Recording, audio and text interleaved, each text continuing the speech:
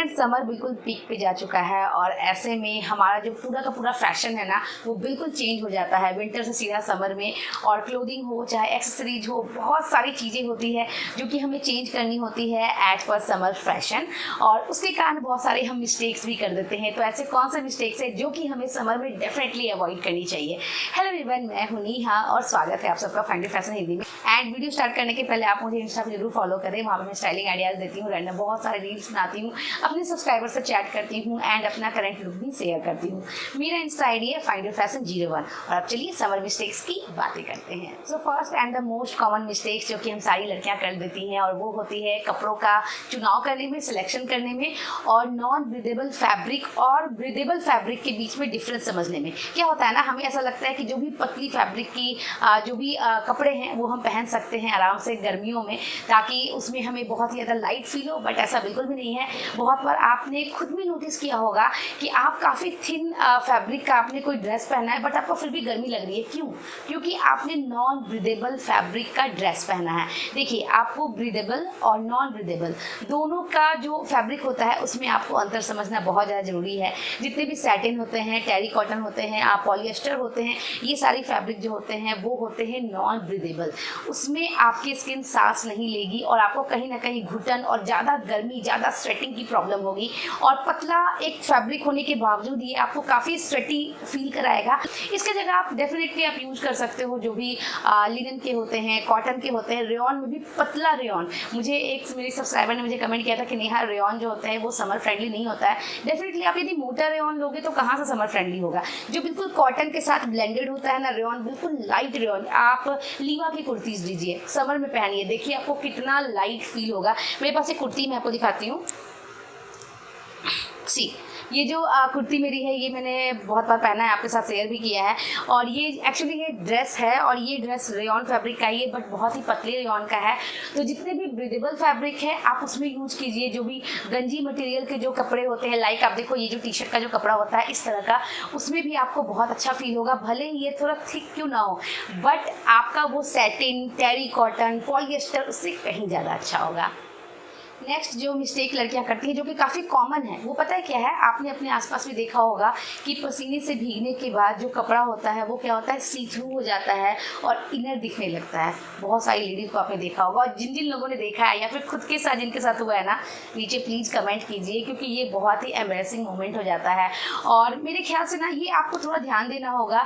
खास करके ये प्रॉब्लम कब होती है पता है? सूट में और ब्लाउजेज में। ब्लाउज में तो बहुत ज़्यादा मैंने देखा है लेडीज़ को कि जो कॉटन के ब्लाउज होते हैं, क्योंकि समर में कॉटन के ब्लाउज बहुत अच्छे लगते हैं, और अंदर उनका वाइट कलर का इनर हमेशा मैं देखी हूँ दिखते हुए जब भी पसीना से उनका ब्लाउज भीग जाता है। तो यदि आपके साथ ये चीज़ें होती है ना, तो आप क्या करो, सबसे बेस्ट उपाय इसका यही है कि आप न्यूड कलर की इनर पहनो, या फिर यदि आप कॉटन भी सिलेक्ट कर रहे हो ना तो थोड़ा अच्छा मटेरियल का, मतलब अच्छी क्वालिटी का, एक्चुअली थोड़ी अच्छी क्वालिटी का आप कॉटन लीजिए, ताकि यदि वो पसीना में भीगे तो बिल्कुल सी थ्रू ना हो जाए। ओके।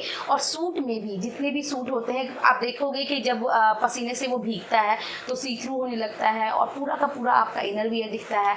तो बेस्ट है कि उसके अंदर आप इनर पहने, स्लिप पहने, एक्चुअली टेप पहने, क्योंकि मैंने खुद भी ये नोटिस किया है कि जब समर के भी टाइम में यदि मैं अपनी कुर्ती के नीचे टेप पहनती हूँ ना, तो कहीं ना कहीं जो स्वेट की प्रॉब्लम होती है वो हमारी कुर्ती में कम दिखता है, क्योंकि जो भी स्वेट होता है वो एब्जॉर्ब करता है हमारा स्लिप, हमारा टेप, जिसके कारण जो हमारा कुर्ता है, जो कुर्ती है, वो बिल्कुल फ्रेश दिखता है।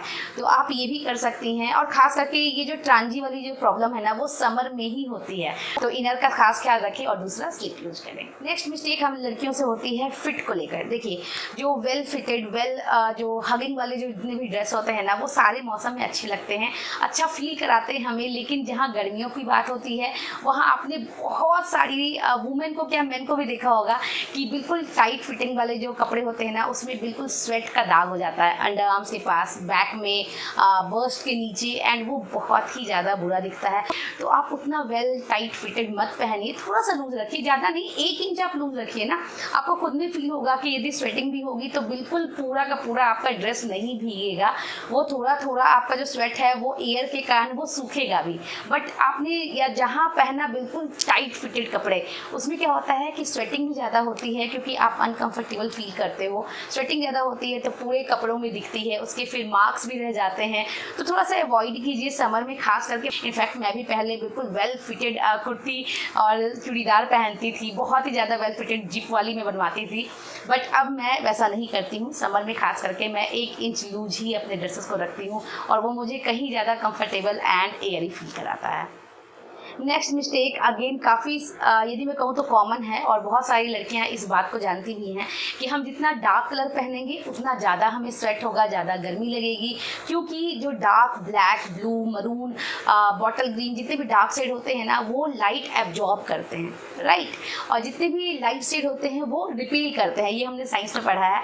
तो सेम उसी तरह से आपको अप्लाई करना है समर में। समर में आप जितना लाइट शेड के कपड़े पहनोगे ना वो कहीं ज़्यादा आपके ऊपर खिलेगा भी और आपको खुद में काफ़ी लाइट फील होगा, आपको भी देख के लगता है कि यार ये कितना फ्रेश लग रहा है देखने में, राइट। तो आप इस तरह से कपड़े चुने, लाइट कलर के आप कपड़े चुने, लाइट फैब्रिक आप चुने, लिनन, कॉटन, कैम्ब्रिक, ये सारे फैब्रिक बहुत अच्छे एंड आपको कंफर्टेबल भी रखेंगे एंड साथ में आपको स्वेटिंग भी कम होगी।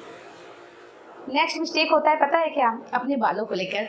गर्मियों में आई गेस मैंने बहुत जगह देखा है यार, मैं जब घूमने जाती हूँ, इनफैक्ट मंदिर जाती हूँ या फिर कहीं भी आसपास शॉपिंग के लिए गई, लोग जो भी लड़कियाँ होती हैं ना अपने बालों को बिल्कुल खुला छोड़ देती हैं, पसीना उससे टपक रहा होता है और वो साइड से ऐसे ऐसे ठीक कर रही होती है, सर से हटा रही होती है।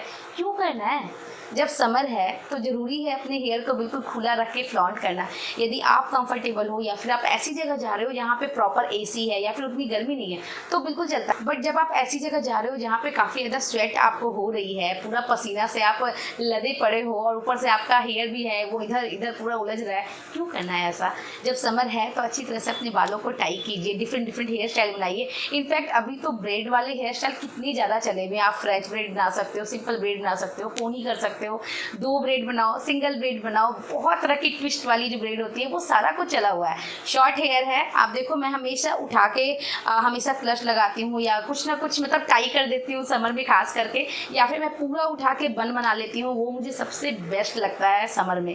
तो ज़रूर ध्यान दें कि ज़्यादा हेयर को खुला ना रखें, वो आपको तो अनकंफर्टेबल फील कराता ही है, सामने वाले को भी देख कर लगता है कि यार आपने क्या ही कर रखा है। नेक्स्ट मिस्टेक हम जो लड़कियां करती हैं वो करती हैं, लड़कियां क्या लड़के भी करते हैं, और वो करते हैं सनग्लासेस में। देखिए यदि आप प्रॉपर धूप में जा रहे हो और आपने कोई चीप सनग्लासेस खरीद रखा है और उसे आप यूज कर रहे हो तो ये आपकी आंखों को प्रोटेक्ट नहीं करेगा, इनफैक्ट आपकी आंखों को डैमेज करेगा, क्योंकि वो यूवी प्रोटेक्ट तो बिल्कुल नहीं करने वाला। कोई भी सनग्लास यदि हम लेते हैं तो क्यों लेते हैं? ताकि सन रेज से हमारी जो आँखें हैं वो प्रोटेक्ट रहे, राइट। लेकिन जहाँ बात आती है स्टाइलिंग की, गर्ल्स क्या करती है ना, सिर्फ स्टाइल के लिए, शो ऑफ करने के लिए रैंडम कहीं से भी सनग्लासेस ले लेती हैं और 100 रुपीज़ में आपको हर जगह सनग्लासेस मिलेंगे। आप विशाल चले जाओ, सिटी स्टाइल चले जाओ, आप सरोजनी चले जाओ, आप कहीं भी चले जाओ, हर जगह मिल जाएंगे फूड पे।